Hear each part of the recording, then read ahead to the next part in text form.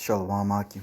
I want to give all praise and glory to Yahweh, Ba'ashem Yahushai, Ba'ashem Rakakwadash. Double honors to the apostles and the elders of Great Millstone, and Shalom to the elect.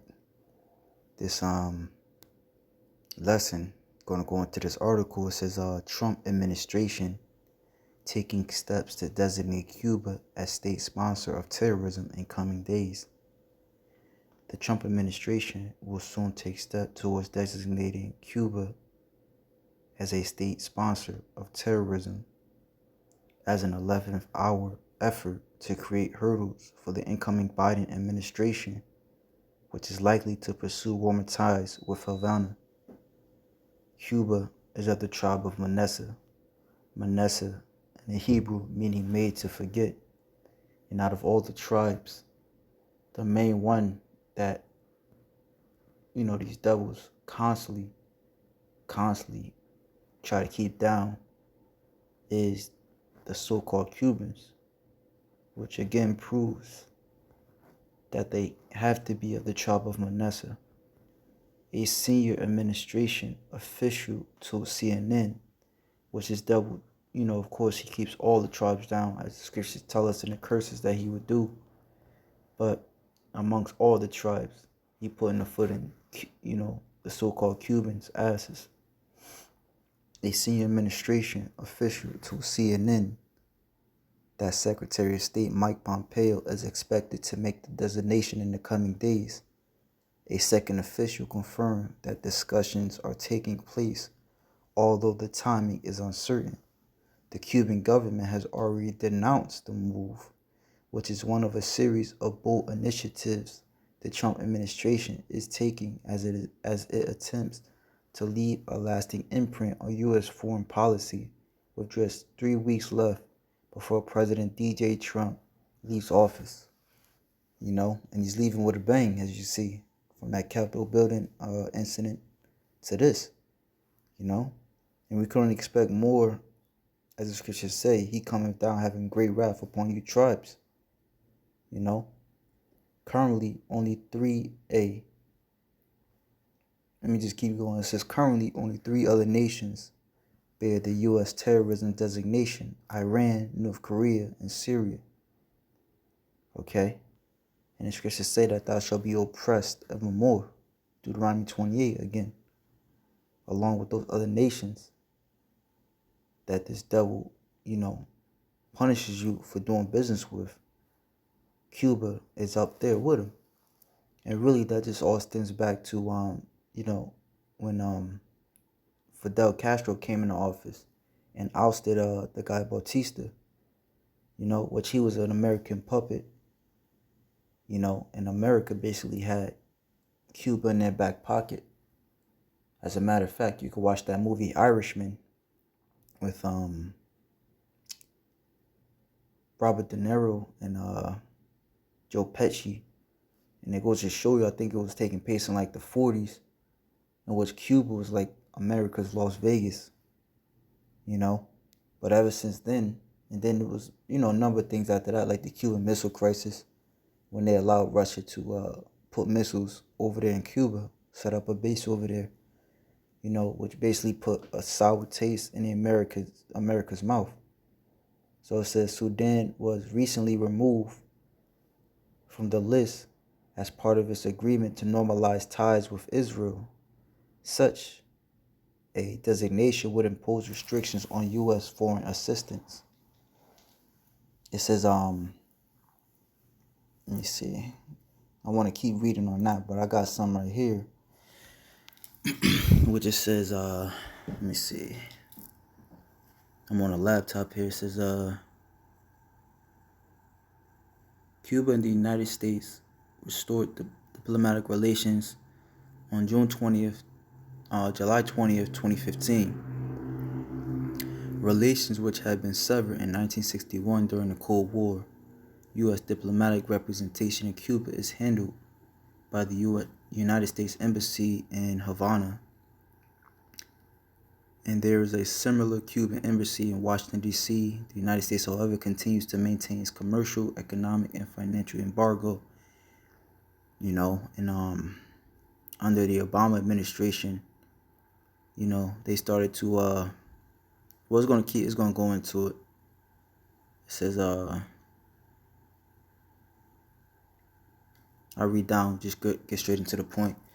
Following the Cuban Revolution of 1959, bilateral relations deteriorated substantially in October 1960, which the Cuban Revolution was an armed revolt conducted by Fidel Castro revolutionary 26th of July movement and its allies against the military dictatorship of Cuban President Fulgencio Batista. The revolution began in July 1953 and continued sporadically until the rebels finally ousted Batista on the 31st of December. So, yeah, that's what the Cuban Revolution is. And it says our bilateral relations deteriorated substantially in October 1960. The U.S. imposed and subsequently tightened a comprehensive set of restrictions and bans against the Cuban government, ostensibly in retaliation for the nationalization of U.S. corporation property by Cuba.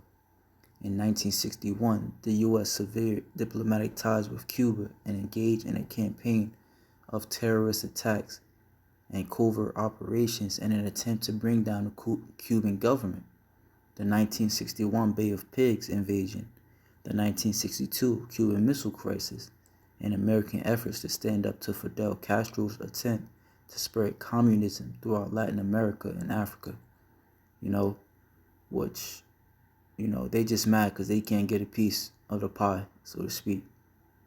And that's how this devil moves. When you don't play ball, like like the so-called Haitians, which are the tribe of Levi. When you don't play ball, they ostracize you. Iran, Russia, China. That's how this devil moves. He's just a big kid. The New York Times was first to report that Pompeo was considering the designation. A State Department spokesperson declined to comment on Tuesday, saying we do not discuss deliberations or potential deliberation regarding designations. The White House declined to comment on the record when reached by CNN. Reading down, it says, however, others within the administration, including Elliot Abrams, Trump's special representatives for Venezuela, and senior Western Hemisphere official Michael Kozak, as well as Florida Republican Senators Marco Rubio and Rick Scott, all supported following through with the idea, despite a lack of support from most of the State's Department Cuban desk, according to a former administration official. There was even a video I've seen to where basically America outlawed other countries, for receiving medical aid from Cuba, because what Cuba would do is that they would, because they're big on teaching doctors and building up doctors, and what they would do is they would send them out to like Argentina, Venezuela to help, and then result, that country would pay Cuba for his aids, but of course America didn't like that, because that meant that it was some type of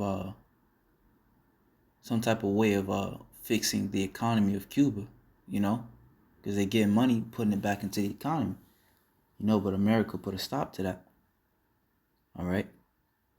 So and that's what the scriptures say, man, because these devils, they have a perpetual hatred, as it says, Ezekiel 35. And I'll start at the top. Moreover, the word of Yahweh came unto me, saying, Son of man, set thy face against Mount Seir, and prophesy against it. Mount Seir, all right, is otherwise known as the government of Esau Edom. All right, because a mountain is a government. You can find that in I think it's Jeremiah 3:23.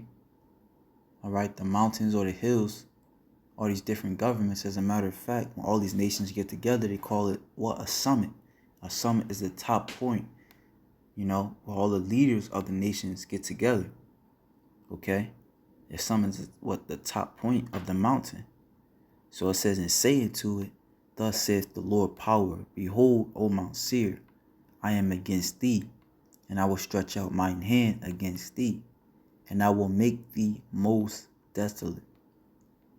So in this coming time, a lot of these nations are going to get it, but the main one that the Lord's got his eye on is the so-called white man. As a matter of fact, in Isaiah 63, the Lord said he's going to stomp the winepress, meaning he's going to break Esau up, okay, as he's doing it, all right, from within, as far as his own tongue falling upon himself and the prophets that he can't shut up. I will lay thy cities waste, and thou shalt be desolate. And that scripture say, after he's going to destroy him with the spirit of his mouth, which is his prophets, and then the brightness of his coming. I will lay thy cities waste, and thou shalt be desolate. All right, and that's why people nowadays, a lot of people, these past few years, been having a lot of vivid dreams about this place being destroyed. I will lay thy cities waste, and thou shalt be desolate, and thou shalt know that I am Yahweh, because thou hast had a perpetual hatred, and hast shed the blood of the children of Israel by the force of the sword, in the time of their calamity, and the time that their iniquity had an end. Now on the lower level, as we just read, it kind of seems like, under the Joe Biden administration, they would have lifted the ties a little bit to where they could receive help, because they, you just look at videos, they messed up over there, man. All right, it makes the ghettos over here look like paradise. Okay, buildings are decayed. They can't get a lot of the natural resources that a lot of people over here would take for granted. But that's Esau Edom, man. Okay, which their sword, in that sense, will be what? Those constant sanctions, man. All right, you use a sword to what? To inflict harm. So now when we go back to this article, it says returning Cuba to the list of state sponsors of terrorism has been a goal of some in the Trump administration since January 20th, 2017. All right, because this devil hates you. You tribes, man, this devil hates you. Okay, said John S. Kovalich, the president of the U.S.-Cuba Trade and Economic Council. The Trump administration has altered the definition of terrorism to include the behavior of a government towards its citizens. All right? And it's not this, well, if you want to do that, you want to say that it's not America terrorizing the so-called blacks, putting them to death heinously in the streets. Okay? It says, no longer is terrorism solely about explosion or bombing.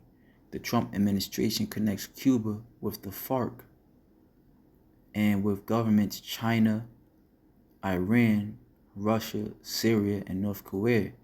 And if I'm not mistaken, I believe Russia is actually aiding Cuba, as well as Venezuela. So it says, as U.S. diplomat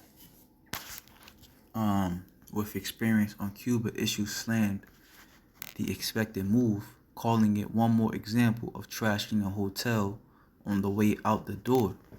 The diplomat, who was not authorized to speak on the record, noted that when the U.S. and Cuba were opening... Salaki, hold up. Put this on do not disturb. So it says, the diplomat, who was not authorized to speak on record, noted that when the U.S. and Cuba were opening relations under the Obama administration, Cuba's presence on the state sponsor of terrorism list was an obstacle that took a while to overcome because it comes with real legal restrictions on certain actions. Cuba was removed from the state sponsor of terrorist list in 2015 amid Barack Obama's effort to restore ties between Washington and Cuba and Havana. The Reagan administration designated Cuba in 1982, accusing the Castro government of sponsoring communist groups in Latin America and Africa. Which, as they said, when you point a finger, Three more pointing back at you. Cuba's presence on that list really made a mockery of the list itself. There simply was not a good argument to be made that Cuba actually sponsored terrorism. The U.S. diplomat said, "I don't know of anything that has changed since then in real terms. They're just re-entering things to suit politics." Let me read that again. Cuba's presence on that list really made a mockery of the list itself. There simply wasn't a good argument to be made that Cuba actually sponsored terrorism. Exactly. They don't got, money to, they don't got money for the economy, let alone sponsor some, defense, sponsor some terrorist group. And so this place, hey man, that's why the scriptures say he's like the death adder that stops at the ear. When the scriptures say when the wicked are in authority, the people mourn.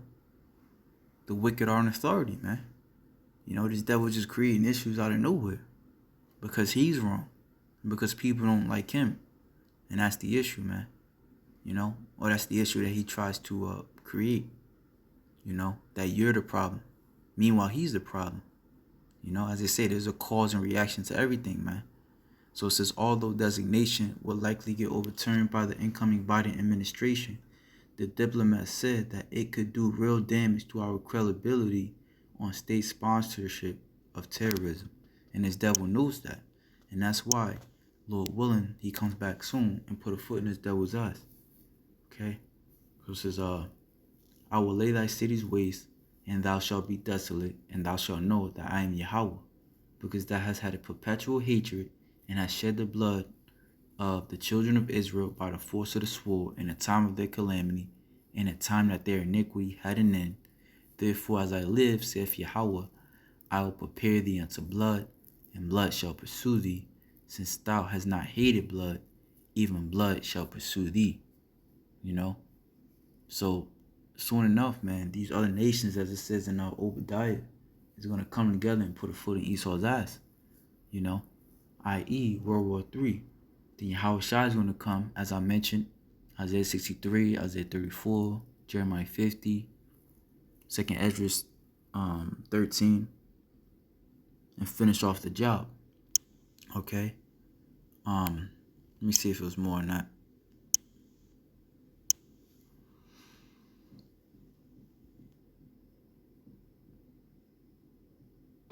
Thus will I make Mount Seir most desolate, and cut off from it him that passeth out, and him that returneth. And I will fill his mountains with his slain men, in thy hills and in thy valleys, and in all thy rivers shall they fall that are slain with the sword. Okay? And the Most High is going to destroy Babylon, man. Isaiah 14 and 23 says that he's going to sweep this place with the besom of destruction.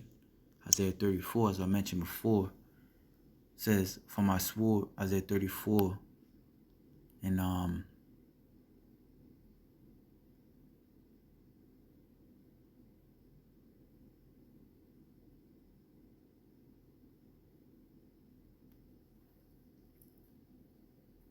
start at 6, but you could really start anywhere. The whole chapter is good, but for sake of time, I'll just start at 6. So it says, the sword of Yahweh is filled with blood. It is made fat with fatness, and with the blood of lambs and goats, with the fat of kidneys of rams. For the Lord hath a sacrifice in Bozrah, and a great slaughter in the land of Idumea. Okay? And the unicorns shall come down with them, and the bullocks with the bulls, and their land shall be soaked with blood, and their dust made fat with fatness. Okay, because the Most High is going to disintegrate these other nations in the valley of Jehoshaphat. Okay, you can find that in Joel. When they come together, also in 2nd Ezra 15, talks about how they're going to come together. In Isaiah 13, many precepts that say how the Lord's going to bring these nations together. Joel 3, and it's all for Israel, the Lord's people's sake. Okay, he's going to destroy them.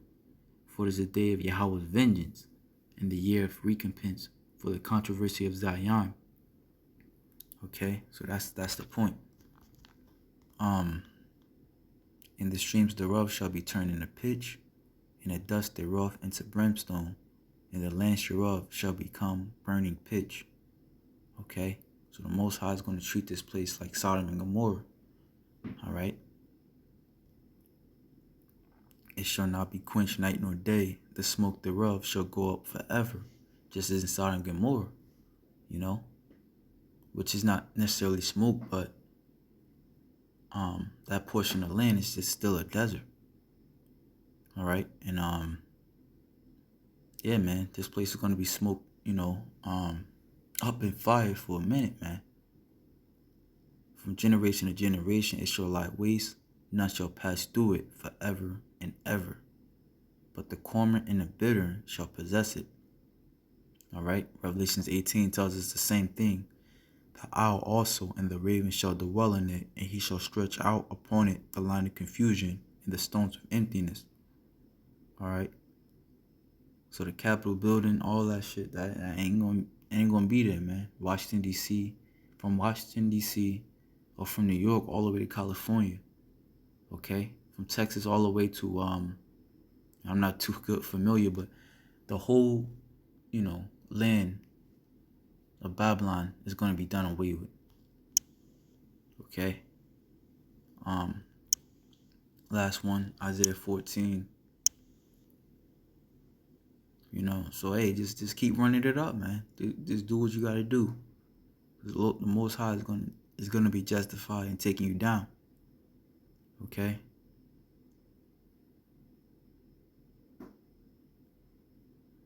Isaiah chapter 14.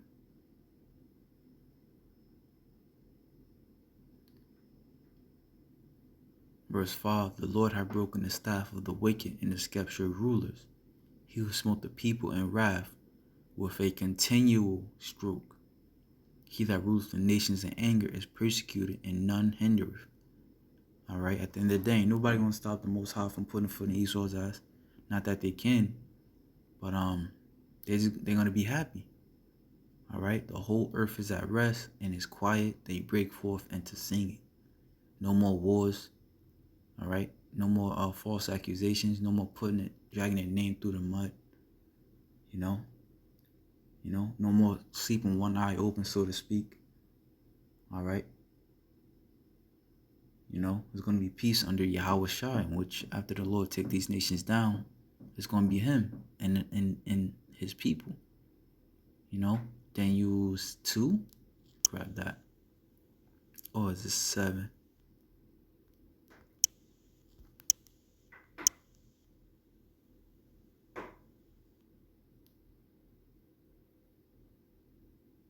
Daniel 7 and 26, and this is after, the Assyrians ruled, the Babylonians ruled, after the Persians and the Medes, the Greeks, the Romans. Rome would come back under America, and then the Lord will take this place down. Alright, Daniel 7 and 26. But the judgment shall sit, and they shall take away his dominion, to consume and to destroy it unto the end. And the kingdom and dominion and the greatness of the kingdom under the whole heaven shall be given to the people of the saints of the Most High. Psalms 148 tells us that the saints of the Most High are the Israelites, whose kingdom is an everlasting kingdom, and all dominions shall serve and obey him. Okay? So with that, shalom to the elect.